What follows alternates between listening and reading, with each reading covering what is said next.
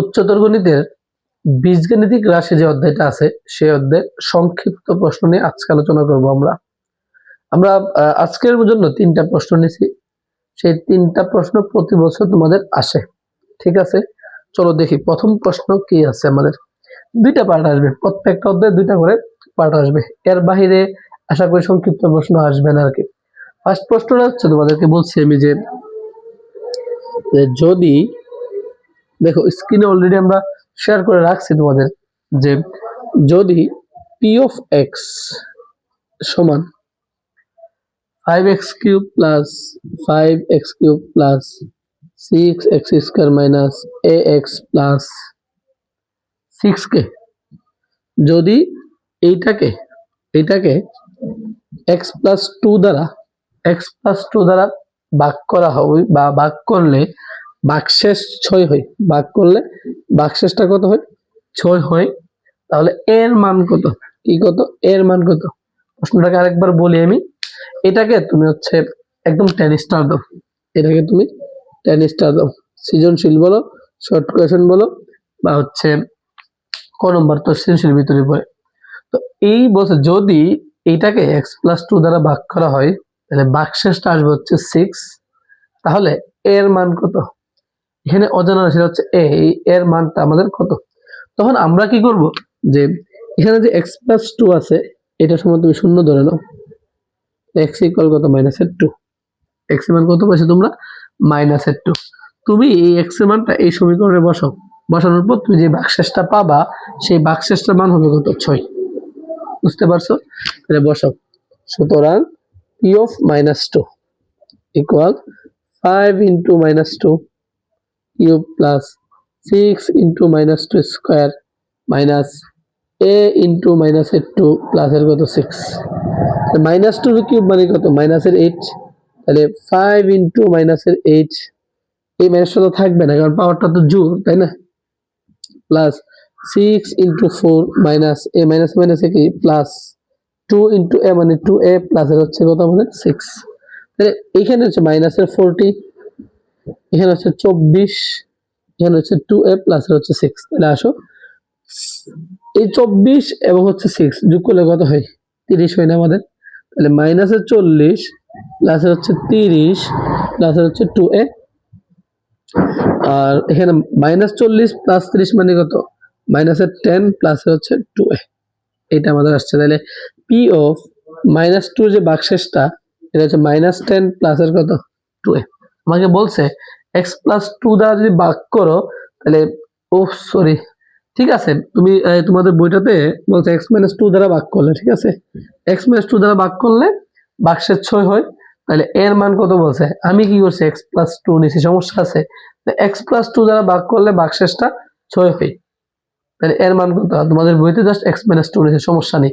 x plus 2 আর x minus 2 একই কথা। ওইখানে x মাইনাস 2 যদি ধরতাম আমরা তাহলে আসতো কত আমাদের? x ইকুয়াল 2 আসতো আর কি, আমি -2 নিয়ে করছি, কোনো সমস্যা নেই। তাহলে তুমি ভাগশেষ কত হয় বলছে? 6 হয়। তাহলে লিখো যে শর্ত মতে তাহলে ভাগশেষটা 6, তাহলে ভাগশেষ কোনটা? এটা না? -10 প্লাস 2a ইকুয়াল কত? 6। -10 যাবে কি আকারে? প্লাস আকারে। 2a ইকুয়াল কত আমাদের? 16। এর সাথে 2 গুণাকার যাবে কি আকারে? ভাগ আকারে। a equal 16/2। তাহলে হচ্ছে সুতরাং a ইকুয়াল কত? 8। বুঝতে পারছো? তোমার বইতে জাস্ট x - 2 দ্বারা বলছে, আমি x + 2 দ্বারা বলছি, কোনো সমস্যা নেই। আশা করি এটা বুঝতে পারছো। এটা 10 স্টার মানে 10 স্টারে তুমি রাখো। আচ্ছা, সেকেন্ড প্রশ্ন কি নিছি আমরা দেখো।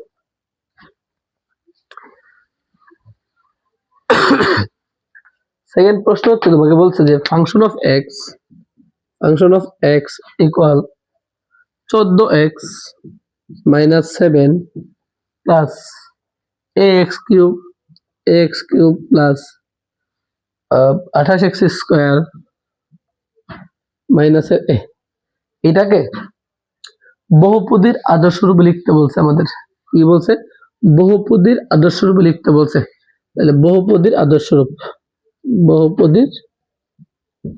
রূপ বলছে আমাদেরকে, আদর্শ রূপ লিখতে বলছে, এবং বলা হয়েছে তোমাকে যে বহুপদীর আদর্শ রূপে লিখো, তারপরে ধ্রুবপদের মান নির্ণয় করতে বলছে।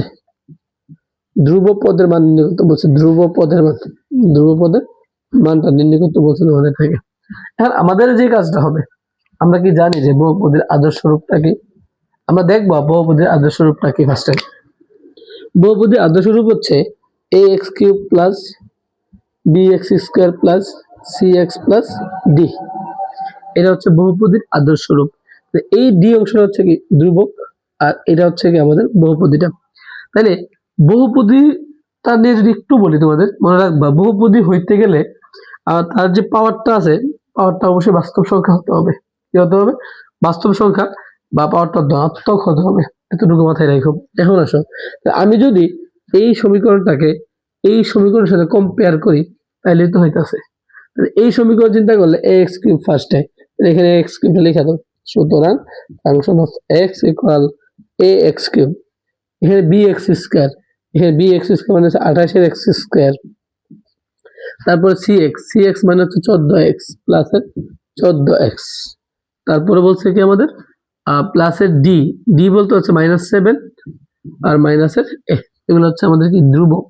তাহলে আমার এটা হচ্ছে বহুপদীর আদর্শ রূপ, লিখবা যে বহুপদীর আদর্শ রূপ। তারপর বলছে ধ্রুবক পদ বের করতে বলছে, বা ধ্রুবপদ বের করতে বলছে।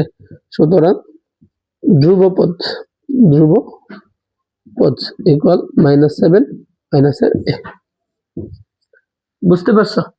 এ হচ্ছে তোমার দ্বিতীয় প্রশ্নের সমাধান।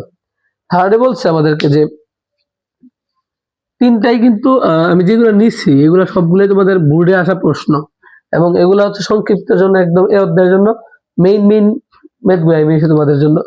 বলা হয়েছে পি অফ এক্স, 3 নম্বরে বলা হয়েছে আমাদের পি অফ এক্স, এটাকে x cube minus 6x square plus 11x minus 6, 11x minus 6, এটার মাত্রা ও মুখ্য পদ বের করতে বলছে। মাত্রা ও মুখ্য পদের অনুপাত নির্ণয় করতে বলছে। মাত্রা ও মুখ্য পদের অনুপাত, ঠিক আছে? তাহলে মাত্রা ও মুখ্য পদ মানে কি? আমরা যে বহুপদীটা আছে আমাদের, এই বহুপদীর সর্বোচ্চ পদটাকে আমরা কি বলি? মাত্রা বলি, ঠিক আছে?